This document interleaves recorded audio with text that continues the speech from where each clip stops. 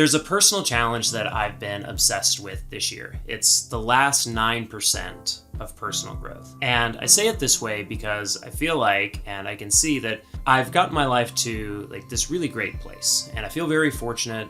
My family's great. It's growing. I'm gonna have 4 kids, first girl coming this summer. My work is very enjoyable and fulfilling. We have enough money to do the things that we need to do. I'm in shape and healthy. There's a lot of great stuff happening in my life, and I feel like I'm like 90%. I'm at like 90%, not just in like what my situation is, but what I'm capable of doing. And that's a really great place to be, like as a baseline. But I'm not quite satisfied yet. That's where like the last 9% comes in. And I say like 90 to 99 because I don't believe in ultimate perfection. That's more of a faith thing, but I could talk about that in a different video if people like in the comments. But I do know that there's another level that I could go to if I just pushed a little bit harder, if I was a little more intentional. I know that I could go up a level in my work, in my relationships, in my health, and in my fitness. There was some inner stirring for me around the holidays and going in to the new year about all of this. And through conversations with my wife, especially like our year in review, year in preview, we also talk about like what's our vision for the family, what's our vision for our life, and then talking with my business partner about all of these things as well. We have a really great relationship in that. It became clear to me that little extra pushing in work and content and relationships and fitness, the things that I really, really wanted, like big picture, like vivid vision, intention setting, like lifetime goal stuff is really close. And that is really exciting. But just like an author would say that once you've written the manuscript, then like there's still like 70% of the work to do. There's still like getting over that final hurdle once you've done like so many good things is often the hardest one. There's a few ways that I'll explain this, and the first one is through my work. I have an audience, I have people who follow this YouTube channel. Obviously, we're getting close to 100,000 subscribers, might hit 100,000 subscribers by the time this video comes out. All the social media stuff, email newsletter, clients that I get to work with. I've had and am continuing to have a really great career, but I know that making these videos better and making them as good as they can be, making my podcast and my newsletters, like going up that little extra level, can often be as hard as doing all of the work that came up to this point. Like making a video the way that I feel it should be made is as difficult as just making the first 200 and 250 videos, however many are on this channel at this point. Another example is, say, with fitness and nutrition. And this is probably the thing that like over my life, I feel like I've nailed the most. I've always been in good shape. I've always enjoyed exercising. I like to work out in several different ways. Right now it's jujitsu and CrossFit. But in order to get a little better, I have to train a little harder and I have to work on technique more. And I have to like show up to that extra session. And the other part of it is more on the like health and nutrition side. I know I need to sleep more than I do. And I know that I could eat a little bit better than I do. I could cut out a lot more sugar.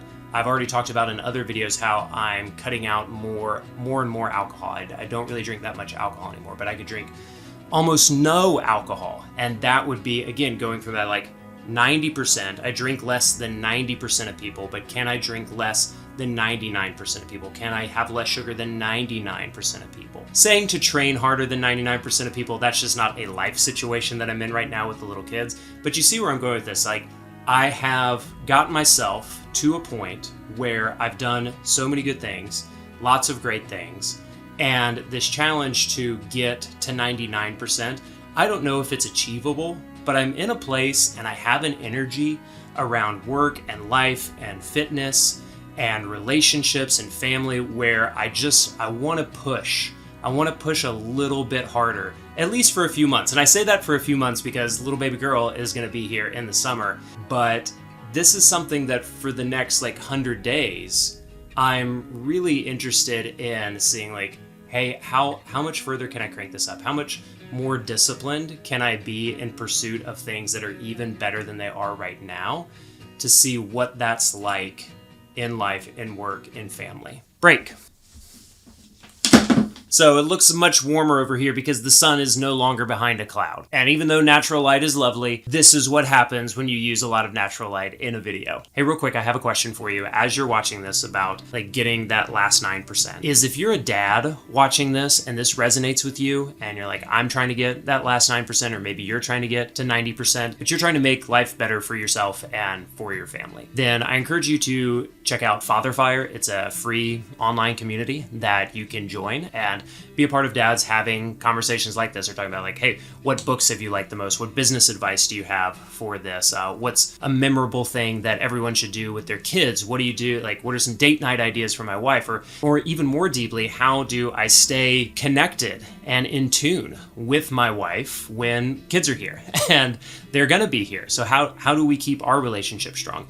These are all conversations that are going on in Fatherfire. So I encourage you to check out the link in the description below and join if that resonates with you. The other thing that I want to tell you about is that Fatherfire and thousands of other communities are hosted on Mighty Networks. Now, I love using Mighty Networks for my community. There are posting, there's chat, there's like obviously one-to-one messaging, but the thing that I love the most about Mighty Networks is that they have like icebreaker questions that come in whenever a new person joins. There's also this great like people magic feature, so that like, you fill out your bio and you're like, hey, these people in the community are near you.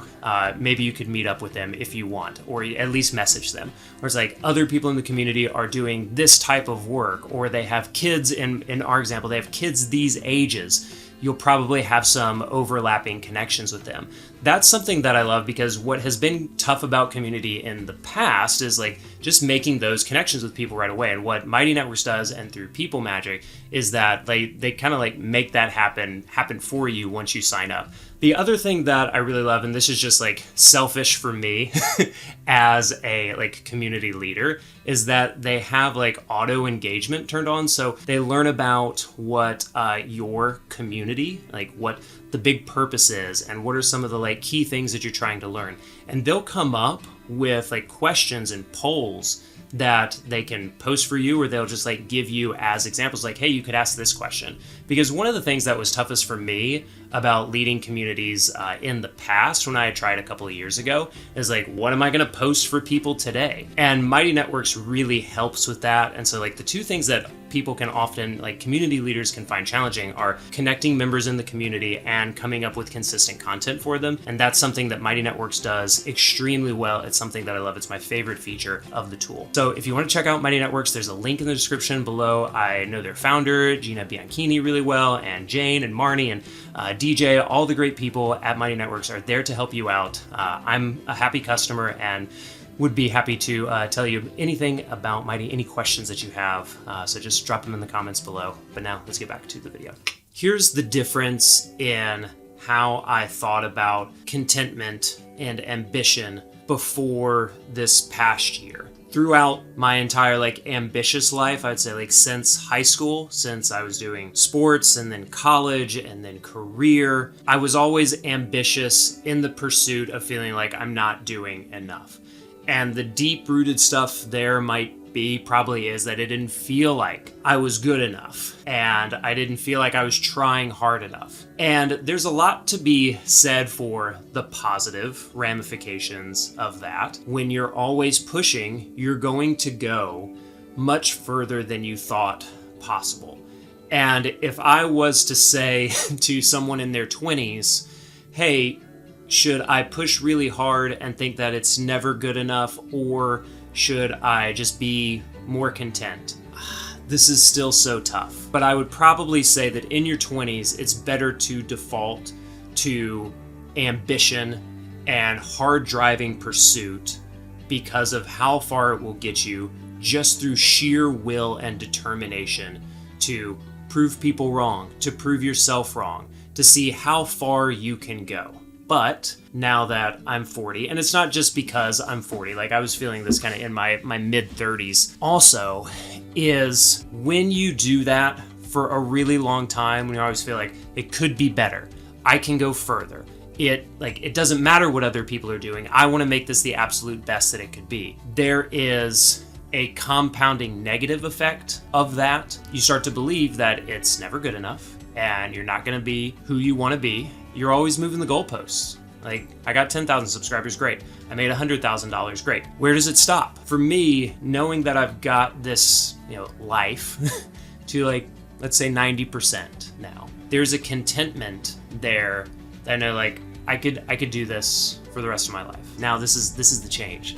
Because of the contentment and happiness that I feel with life as it is now, I actually feel more of a motivation, more of a like, hey, how much better can we make this? How much further can I push this? I'm coming to that feeling of ambition and let's see what we can do here out of a place of contentment with where I'm at, instead of like when I was 25 or 30, that feeling of ambition and how far can I push this was much more rooted in fear and maybe some anger and some like, I'll show them, you're gonna see what I can do. Like, there's still some of that lingers, but I've been much better at being like, yeah, that part of Matt can just chill out now. I wanted to share this with you in case it resonated. I'm partially sharing this because I want to remind myself in another year or 10 of what I was thinking about at this time in my life. 40 years old, business like on the edge of taking off and about to have a fourth child. I hope it resonates with you. I think that it will, especially like if you're a dad and this kind of feeling of I'm good, but I want it to be a little better. If it resonates with you, please join the Fatherfire community, because this is the kind of stuff that we talk about all the time. Like, how do we reach a level of contentment that like motivates us to more ambition, but still grounded in the love, care, and support and that we have in our families and in our work. There goes that natural light again. Thanks so much for watching this video. I don't really know where else to go from here, but I committed to myself that I would commit to putting these videos up, even if it's just me talking, because when I started this channel, this is what I did. But now it's like, hey, I gotta get these thoughts out and I gotta share what I'm thinking about. One, I do believe it'll help some of you that are watching. And two, I'm gonna like watching it and coming back to it in a year or 5 or 10 to be like, this is that moment. This was the moment right before everything took off. It's cool to see me at this moment, just wondering about what's gonna happen. I hope good things are happening in your life. Comment, join the newsletter. If you're a dad, join the Fatherfire community. We'll chat about this, and I hope to see you on the internet, maybe someday in person. Thanks for watching. Bye.